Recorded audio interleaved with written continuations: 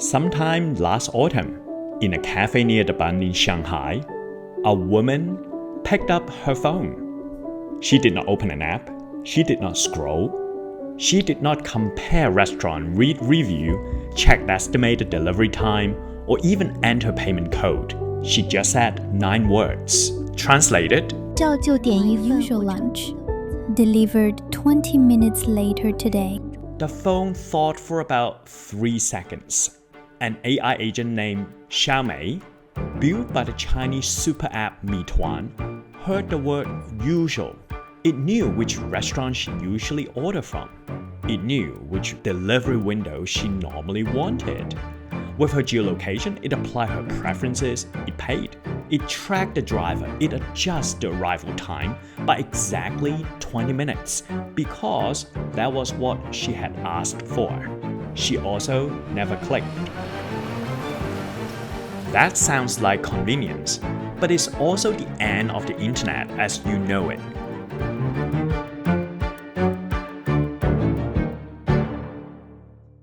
For 25 years, the internet economy ran on a single assumption. Humans click, we search, we compare, we read review, we abandon carts, we get retargeted by ads for the shoes we just browse in a different tab on our browser. Every trillion-dollar company in Silicon Valley was built around that friction. Google monetized search, Amazon monetized comparison, Meta or Facebook monetized scrolling. The entire performance marketing industry, $600 billion of the global ad spend, exists for that one reason. Because humans click. Now imagine that click goes away. Imagine an AI reads the review for you, file the return for you, knows which shoes you already bought, and quietly on the background declines to show you the ad. That marketing funnel flips. What get built for humans starts getting built for agents instead. Now this is not a hypothetical theory. This is already happening. And the country it is happening in first is not the United States. My name is Howard Yu. I'm the Lego Professor of Management and Innovation at IMD in Switzerland. And in today, we're gonna looking at when the customer stops clicking, what does it mean for the future of the firm? And you'll be surprised, it's not just about demand, but it's also about supply. To understand what is happening, we have to go back almost a century ago. In 1931, a 20-year-old student at the London School of Economics named Ronald Coase boarded a ship to the United States. He had worn leg brace as a child. He had planned to study law. He ended up in economics almost by accident, in a lecture on Adam Smith's theory of the invisible hand. For a year, he wandered through Ford plants and General Motor factories and meatpacking districts, asking a simple question that nobody else in his profession was asking. If markets are so efficient, why do firms exist at all? Now stay with me for a second, because this is deeper than it sounds. In economics, markets are supposed to be the most efficient way to organize anything. Adam Smith's invisible hand, buyers and sellers, price match supply to demand automatically. No coordinator needed. So if the market are so good doing its thing, then why would you ever build a company at all? Why hire people to stay inside one building, follow one boss, get paid a fixed salary every 2 weeks? Why not just let every person freelance on the open market, hour by hour, task by task? For Ronald Coase, his answer was short. 6 years later, he published in a journal called Economica. He was 26 years old. Market, he wrote, are expensive to use. Think about it. Finding someone takes time. Negotiating takes time. Verifying quality takes time. Enforcing contracts takes a lawyer. So, we built a firm. Inside a firm, instead of negotiating every steps of every transaction, A manager just says, "Do this," by authority. The firm expands until the cost of organizing one more transaction internally equal the cost of carrying it out through the market. Think of it as a picture of Econ 101 student has seen. Two costs pulling against each other. Using the market costs something. Finding supply, negotiating deals, writing contracts. Organizing inside a firm costs something too. Meetings, managers, memos, reviews. Where those two lines cross is where the firm stops growing. That's Coase's boundary. That boundary is where the firm ends and the market begins. For close to a century, this one insight explains everything. Why companies got huge during the industrial age? Well, because using the market was genuinely expensive. So you internalize everything. Why they got flatter during the internet age? Well, fewer layers of the middle management, because email and ERP system did the coordination work humans used to do. Now, firms didn't shrink back then, they just stopped needing so many managers to run them. Now, why outsourcing boomed during the early 2000s? Because Indian IT service made market transaction cheap enough that it was finally cheaper to push work outside the firm. That's the boom of global outsourcing. 54 years later, in 1991, that short and dry essay by Ronald Coase won him the Nobel Prize. For nearly 90 years, Coase's theory held. And now, AI is pushing it to its limit. What my first essay got right and what it missed. A few weeks ago, I published an essay arguing the AI agent are pushing Coase's logic towards its limit.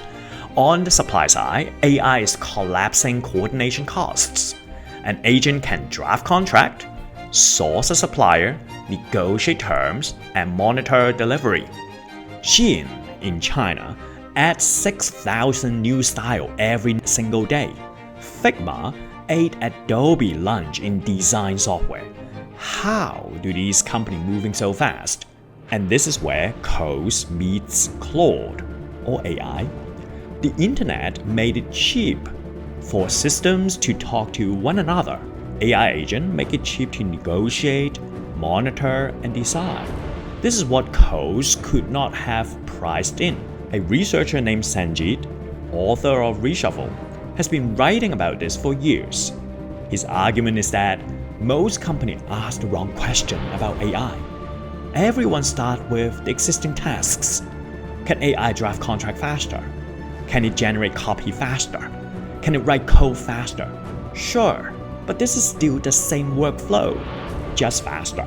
The real shift, he argues, is what he calls the atomic unit work. The smallest piece of productive activities you can cleanly separate out and hand off to someone or to something else.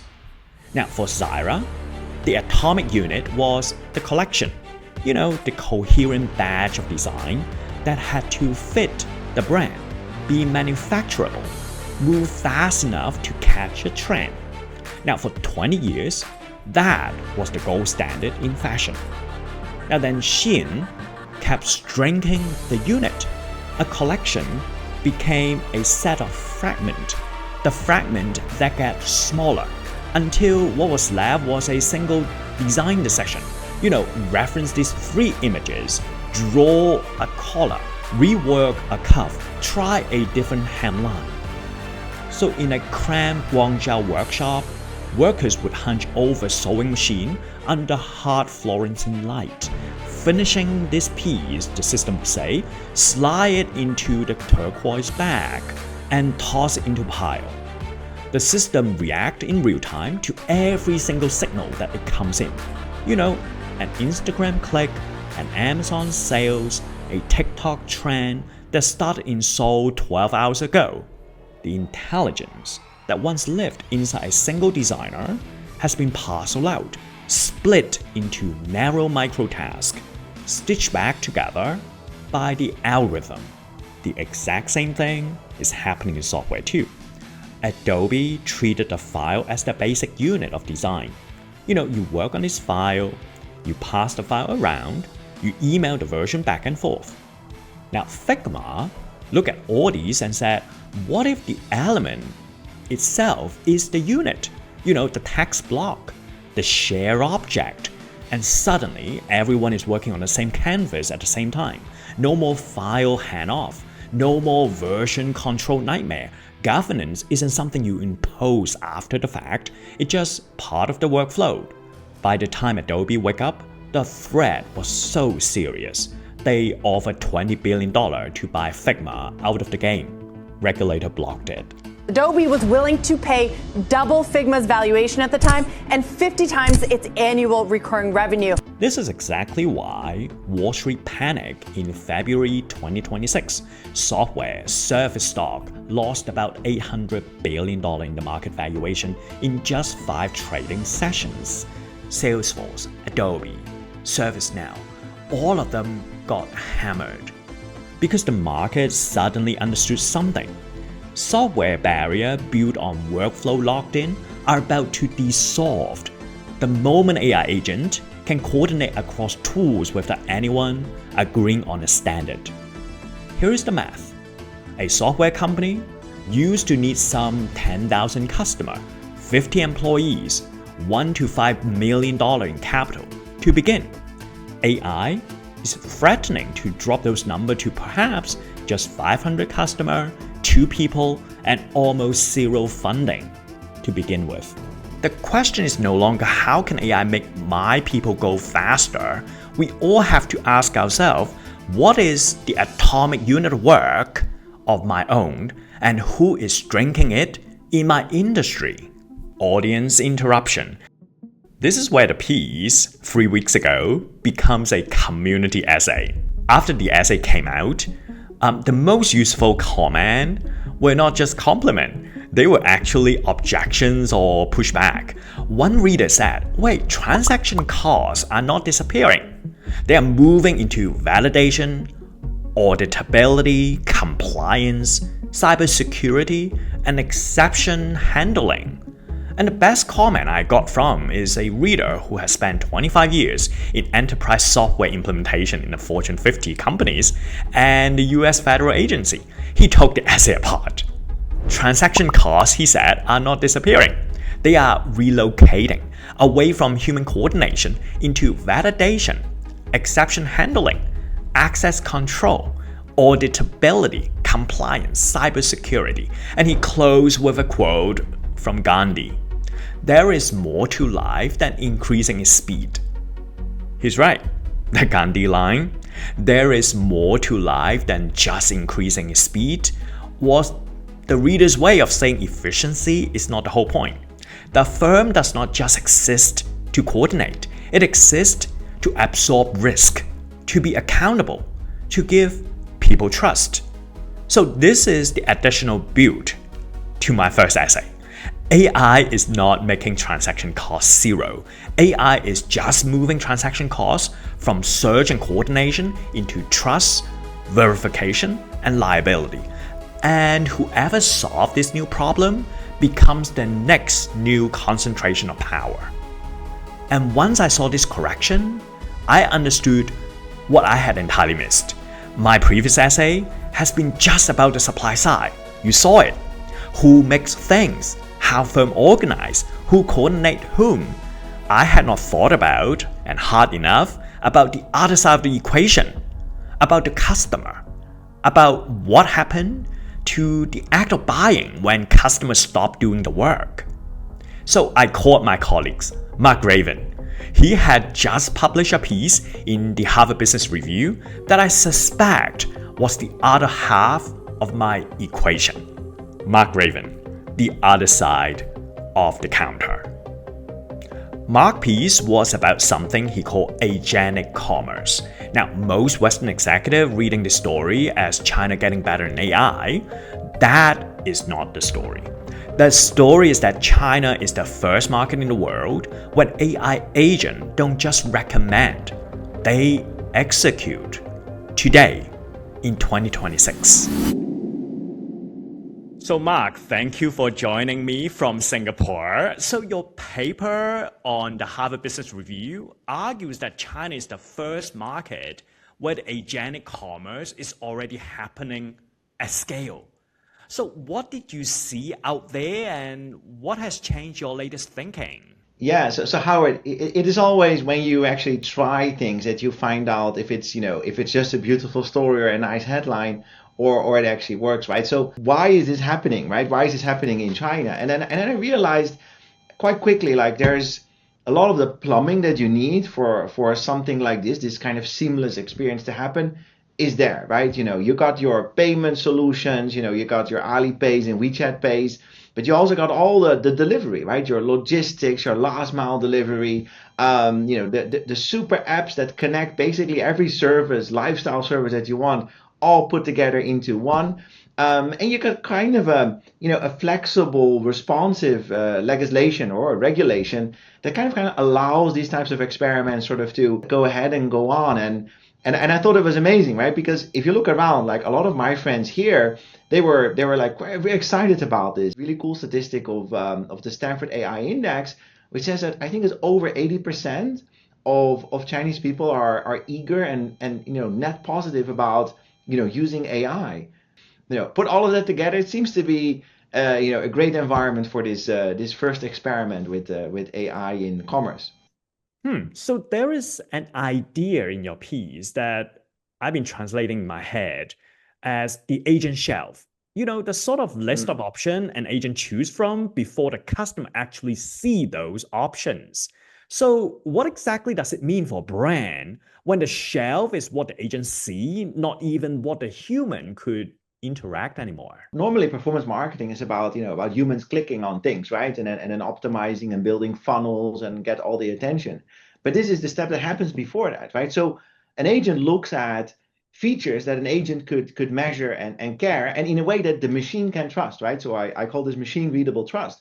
So an agent will look at things like delivery conditions, clarity of policy, operational excellence. What is the return policy? Customer service. All of these kinds of things that typically we see more as sort of at the back end, the operation side of it, actually becomes very much front and center for an agent to choose. Do I go with this brand, with that shop, or not? Right. So it really changes in a way the way that the brands have to show up and what matters to create machine readable trust. So perhaps before it was more like an afterthought, to think about these kinds of things, operations and so on. Today, actually, to get the attention of an agent, it is probably the most important investment you can make. Wow. So in a way that my previous essay focusing on the supply side, because firms are fragmenting because the coordination is cheap. Now your piece is about the demand side, the customer delegating the work from being a customer. You don't even browse, you don't even look anymore. So are we describing the same thing here? It's about taking away friction at the supply side and at the demand side. And I think that's, in a way, we're seeing a new coordination layer showing up in at both sides of this same coin, right? And I think that's what it is really about. I'd agree. Yeah, so here's the thing, right? We here in the West felt like we're so far behind. So honestly speaking, from your observation, do Western companies still have time to adapt? Or China is just so far away, structurally advanced, that is a horizon we can never catch up anymore? You can't really translate that or transpose it to any other market, right? It's a kind of unique conditions if you think about it. But the mechanisms, I think, are, right? The mechanism really is around, where we're delegating decisions to an agent, right? And I think that's as possible in the US or other parts of the world as it is in China. I think there's probably a little bit of a time lag. Things happen faster at larger scale. So maybe you think about like a 2 to 3 year time lag for this to really get to scale in other parts of the world. But this mechanism, it's going to happen. Consumers are going to delegate to agents, and I think that's just the world we're going to live in. Whoa! Listen to the phrase Mark used: machine readable trust. That's what I want every marketing director watching this video to write down. In the old world, a brand told a story to a human. In a new world, a brand filed a specification to an agent. Your refund policy became a data field. Your fulfillment reliability becomes a percentile. Your exception handling becomes a latency number. The agent does not care what the slogan is. The agent cares whether the brand can perform or not. So if the firm that captures the agent would ultimately capture the transaction, I would imagine in China, right? Every major platform should be fighting for that agent layer. So walk me through what happened. I think I remember quite recently, ByteDance, the parent company of TikTok, exactly trying to own up that layer. What happened out there? So that's a pretty crazy thing, right? So it was the end of last year where basically ByteDance launched a phone, Nubia, together, with a partner, like an actual phone, right? Not an app. And basically what they did is they put an agent on the operating system. So this phone, you talk to this phone and the agent is not going, within just one application or within one super app. It actually is orchestrating across all the apps on your phone, right? So you can imagine what it means, right?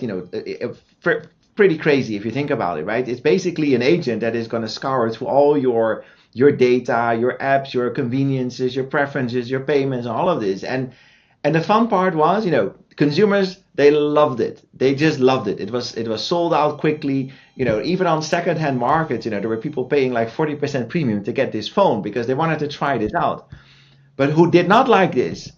That was the most interesting. It was the Alibabas and Tencents of the world, right? They were looking at this and they're like, wait a minute, this is very dangerous. And you imagine it's dangerous because of, security and payment and all of this. No. It's dangerous because it eats right into the monetization model of these companies, right? Because who owns the customer?